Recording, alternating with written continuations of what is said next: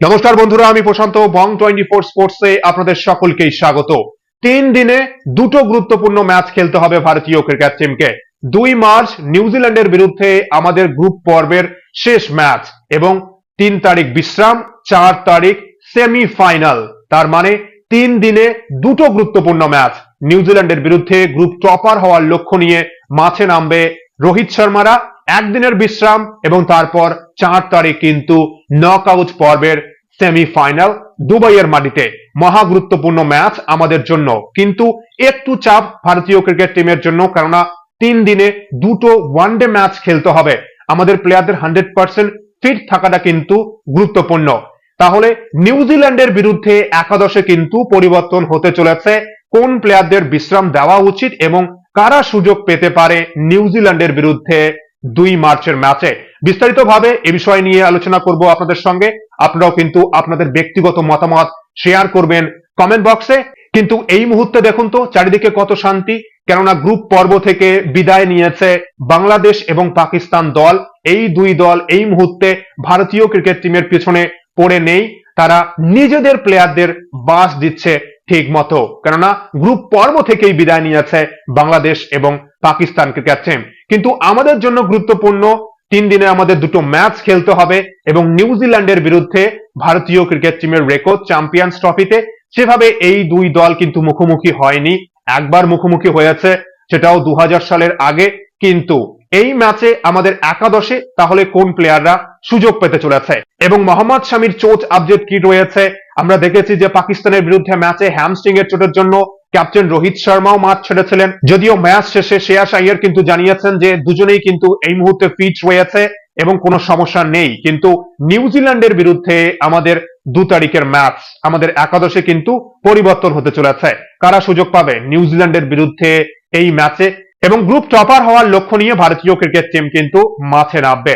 এবং নিউজিল্যান্ডের বিরুদ্ধে এই ম্যাচে আমরা যদি আমাদের বেঞ্চে দেখি, আমাদের বেঞ্চে কারা রয়েছে। আমাদের একমাত্র উইকেট কিপার ব্যাটসম্যান ঋষভ পান্থ, এছাড়া কিন্তু ফাস্ট বোলার আর্শদীপ সিং এবং আমাদের অলরাউন্ডার ওয়াশিংটন সুন্দর এবং স্পিনার বরুণ চক্রবর্তী কিন্তু বেঞ্চে রয়েছে। তাই নিউজিল্যান্ডের বিরুদ্ধে গ্রুপ পর্বের শেষ ম্যাচে ব্যাটিং অর্ডারে কি পরিবর্তন হওয়ার সম্ভাবনা রয়েছে? সেক্ষেত্রে দেখুন আমাদের কাছে কিন্তু অপশন নেই।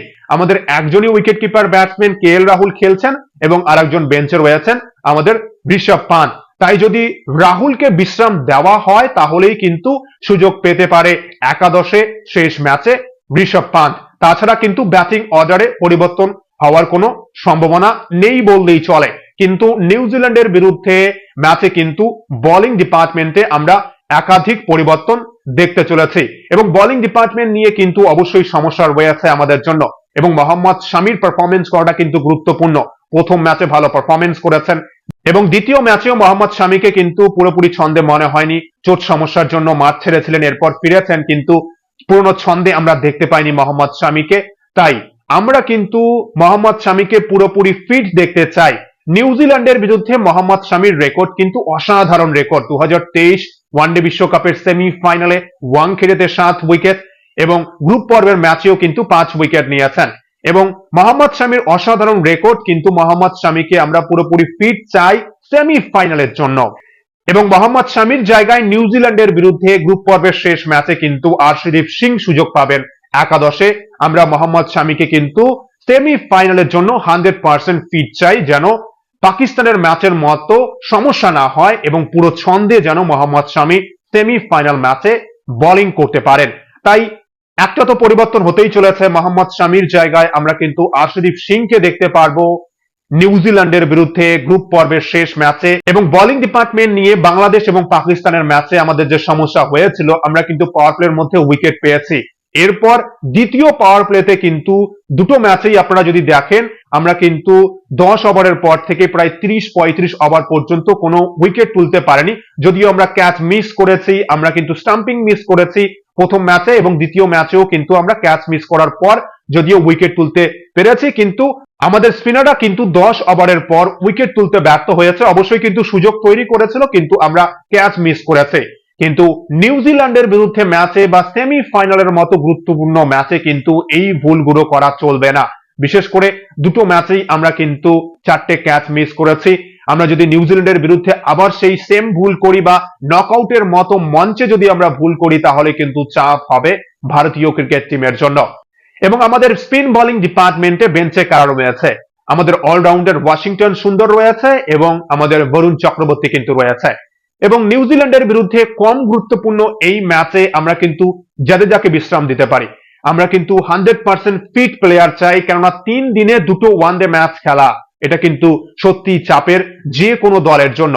এবং তাই মনে হয় যে দুটো, তিনটে বা চারটেও যদি পরিবর্তন করার প্রয়োজন পড়ে ভারতীয় ক্রিকেট টিমের কিন্তু পরিবর্তন করা উচিত। এবং যেটা আমাদের মূল একাদশ, সেই একাদশকে নিয়ে আমরা যেন 100% ফিট দল নিয়ে যেন আমরা সেমিফাইনাল খেলতে পারি। তাই জাদেজার জায়গায় কিন্তু ওয়াশিংটন সুন্দরকে খেলানো যেতেই পারে, বিশ্রাম দেওয়া যেতেই পারে রবীন্দ্র জাদেজাকে, বা অক্ষর প্যাটেল দারুণ ছন্দে রয়েছে এবং বরুণ চক্রবর্তীকেও কিন্তু সুযোগ দেওয়া যেতেই পারে, কেননা এর চেয়ে ভালো সুযোগ কিন্তু ভারতীয় ক্রিকেট টিমের কাছে নেই।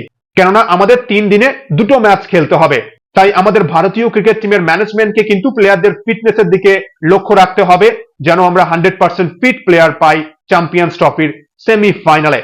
তাই নিউজিল্যান্ডের বিরুদ্ধে গ্রুপ পর্বের শেষ ম্যাচে যদি ব্যাটিং অর্ডারে পরিবর্তন করার প্রয়োজন পড়ে রাহুলকে বিশ্রাম দেওয়া যেতে পারে এবং আমাদের উইকেট কিপার ব্যাটসম্যান আমরা কিন্তু ঋষভ পান্তকে সুযোগ দিতে পারি। সেক্ষেত্রে কুলদীপ যাদবকে বিশ্রাম দেওয়া যেতে পারে, বরুণ চক্রবর্তীকে খেলানো যেতে পারে। এবং নিউজিল্যান্ডের বিরুদ্ধে গ্রুপ পর্বের শেষ ম্যাচে কিন্তু 2 থেকে 3টে পরিবর্তন হতে চলেছে। মোহাম্মদ শামির জায়গায় আর্শদীপ সিং, কুলদীপ যাদবের জায়গায় বরুণ চক্রবর্তী এবং রবীন্দ্র জাদেজা এবং অক্ষর প্যাটেলের মধ্যে যে কোনো একজনকে বিশ্রাম দিয়ে আমরা কিন্তু ওয়াশিংটন সুন্দরকেও একাদশে খেলাতে পারি। আপনাদের কি মতামত? কোন প্লেয়ারদের বিশ্রাম দেওয়া উচিত নিউজিল্যান্ডের বিরুদ্ধে শেষ ম্যাচে?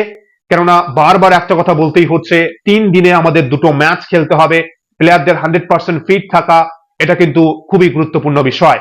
তাই আপনাদের মতামত কি অবশ্যই কিন্তু শেয়ার করবেন কমেন্ট বক্সে। এবং ভারতীয় ক্রিকেট টিম কিন্তু জয়ের জন্যই মাঠে নামবে অবশ্যই নিউজিল্যান্ডের বিরুদ্ধে শেষ ম্যাচে। এবং আমাদের বেঞ্চের প্লেয়াররাও কিন্তু যথেষ্ট শক্তিশালী এবং বেঞ্চের প্লেয়াররাও কিন্তু ফর্মে রয়েছে। অবশ্যই সুযোগ যদি পায় নিউজিল্যান্ডের বিরুদ্ধে শেষ ম্যাচে, আমার মনে হয় যে সবাই ভালো পারফরমেন্স করতে পারবে। এবং ব্যাটিং অর্ডারে নিউজিল্যান্ডের বিরুদ্ধে বিরাট কোহলিও ভালো পারফরমেন্স করেছেন। 2023 ওয়ানডে বিশ্বকাপে 17 রান, এরপর 95 রানও করেছেন এক ম্যাচে, একটা 17 রানও করেছেন। রোহিত শর্মারও ভালো রেকর্ড রয়েছে, KL রাহুলও ভালো রেকর্ড রয়েছে, গিলও ভালো পারফরমেন্স করেছেন এবং সবাই কিন্তু ছন্দে রয়েছেন। এটা কিন্তু ভালো একটা দিক ভারতীয় ক্রিকেট টিমের জন্য। কি মনে হচ্ছে আপনাদের গ্রুপ বি থেকে কোন 2 দল কোয়ালিফাই করতে পারে সেমিফাইনালের জন্য এবং কে হতে পারে ভারতের প্রতিপক্ষ? অবশ্যই কিন্তু আপনারা আপনাদের মতামত শেয়ার করবেন কমেন্ট বক্সে। এবং ভিডিওটি ভালো লাগলে অবশ্যই লাইক, কমেন্ট ও সাবস্ক্রাইব করে খেলাধুলোর সমস্ত আপডেট পাওয়ার জন্য, চ্যাম্পিয়ন্স ট্রফির সমস্ত আপডেট পাওয়ার জন্য এবং আসন্ন IPL এর সমস্ত আপডেট পাওয়ার জন্য চ্যানেলটি অবশ্যই সাবস্ক্রাইব করে রাখবেন। অসংখ্য ধন্যবাদ সকলকেই।